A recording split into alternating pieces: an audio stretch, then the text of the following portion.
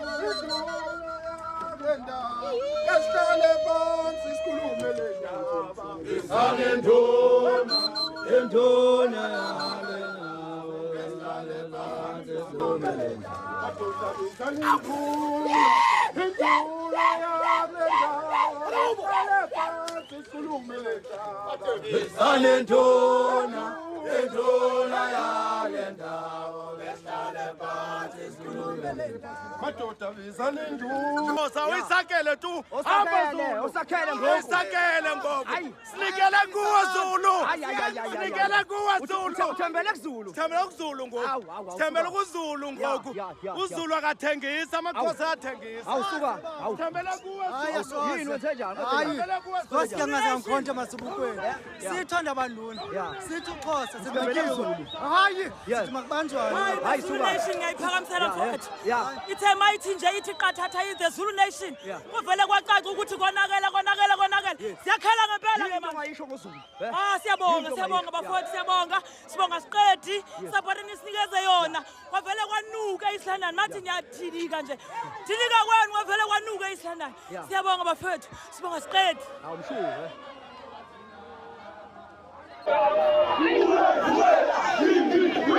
Vumela.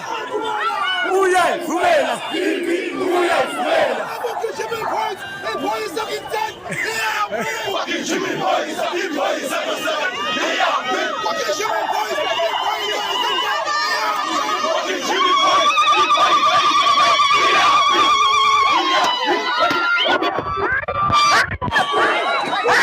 Hey!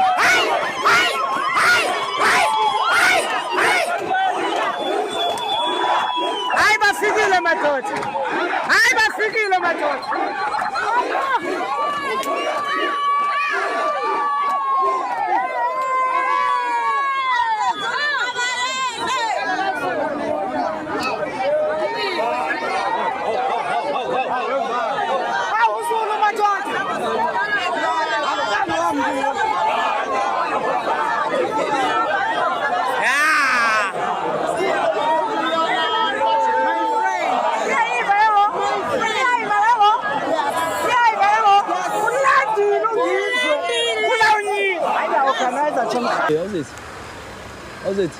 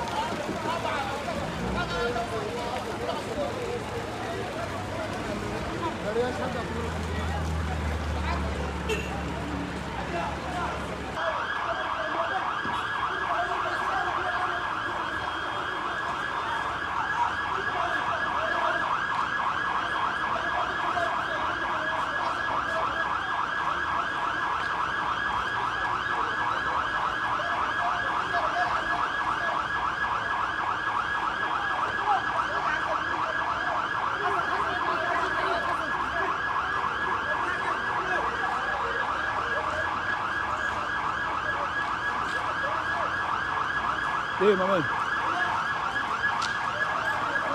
Come on. Yeah. Hey, my man.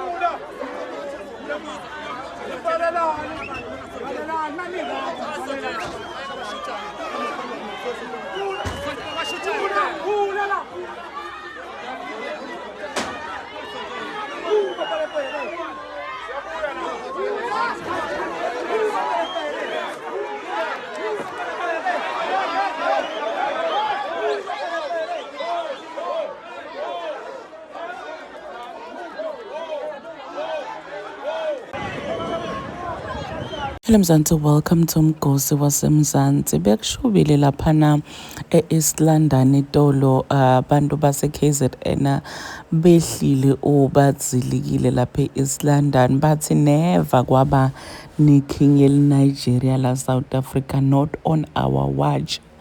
Aphumile bongizwe mchunu boJacinta babaningi guys, babaningi. And it was nice to see kubona different provinces abambana athi never into lenje yendeke South Africa.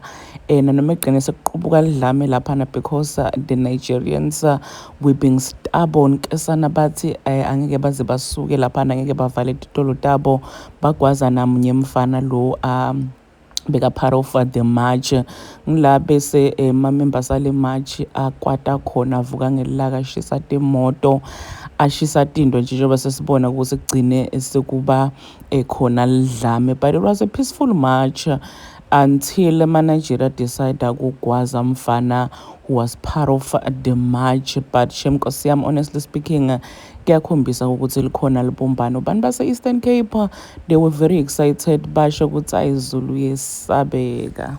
Do comment your thoughts down on the comment section. Don't forget to hit the notification bell. I will see you on the next one. I'm signing out. Goodbye.